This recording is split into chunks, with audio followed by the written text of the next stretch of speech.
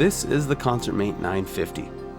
In the mid-80s, long before I was born, Radio Shack got the idea to clone the Casio CT series of arranger keyboards, thus creating their own series called the Concertmate.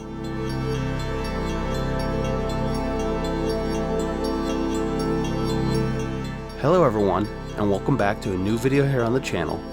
My name is Patrick, also known as Necatus, and today we'll be going over my trusted old Concertmate.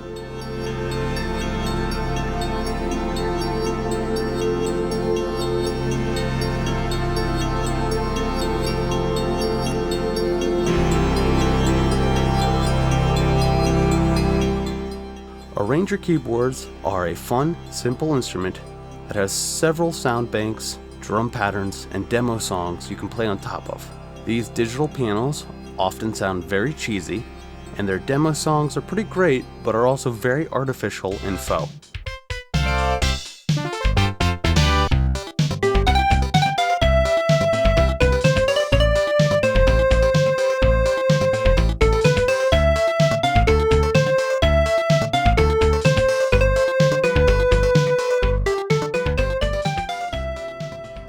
These old-style sampler keyboards were some of the first in the 80s to use PCM audio, or pulse code modulation. This is an early form of digital audio. This method is primarily used to digitally represent analog signals. In a PCM stream, the amplitude of an analog signal is sampled at uniform intervals, and each sample is quantized to the nearest value within a range of digital steps. Most modern digital audio systems use an updated form of PCM called LPCM. Linear pulse code modulation, LPCM, has a quantization levels that are linearly uniform. This is where the terms bit rate and bit depth come in.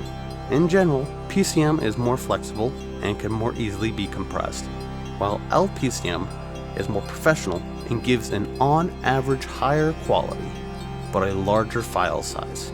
The reason I am mentioning these file modulation encoding algorithms is because the instrument itself uses it as a major selling point in its design and marketing material, saying PCM pulse code modulation on it in several locations. I think it is interesting. Nowadays, digital audio is so ubiquitous, most people don't even think about PCM or even know what it means. But during its time, it was seen as a major marketing differentiator. My particular Concertmate I got when I was still a freshman in college. In 2015, my father and I, to kill some time, checked out a few garage sales in the area. They are in general not great, but sometimes you can find something good. On this particular day, we saw this old thing sitting in a box with no cord, labeled $20. I ended up getting it and finding a cord that worked with it, and used this instrument for several years. I even brought it back to Chicago with me when I was in school. Unfortunately, when moving between apartments, a few of the keys on the instrument got destroyed, and I couldn't really use it as much. I was devastated. Around late 2019, early 2020, I moved back to my parents in Maryland due to the pandemic and lack of work. After a few years, in late 2022 and early 2023, I started working for Caterpillar.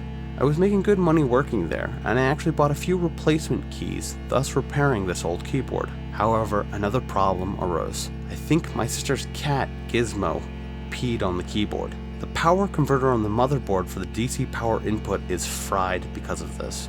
It may be repairable, but it looks like it would be a lot of work. However, thankfully, I can still use this instrument when I put 60 batteries in the battery compartment. This is not my only arranger keyboard, but for some reason, the universe seems hell-bent on its destruction, so I decided I should digitize it. Now this process took a lot more work than I initially anticipated. I spent weeks recording every sound, rhythm, and demo song, recording every white key. I then labeled, cropped, edited, and organized all these files. The code itself was a bit of a hack job as well, since Decent Sampler isn't meant to have this many on-off switches. Eventually, with enough tweaking and some help from Nick Moore on the Piano Book Discord, I got the code to work. The resulting VST is relatively faithful, if missing some of the rhythm, demo song construction aspects of the original Concertmate. I did, however, include those as a sample pack in the instrument in separate folders for any who would want to use these within their DAW. You can easily switch between presets by hitting these buttons, and I even set up some faux LED lights to let you know what buttons you have pressed. On top of this, I added an ADSR editor so you can shape these sounds even further. In the end, I am very pleased with the results, and I feel you all will be as well. I have included a link in the bio of this video to a decent sampler library on Gumroad I have made using this instrument.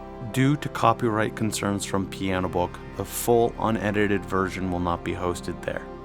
Due to file size limits on Gumroad, I cannot put the full version on there for free. I did, however, make a smaller version that I will be putting there for free, as well as the full version, which you can get for a small donation. If you make anything cool with this, please feel free to share with me. I would love to hear.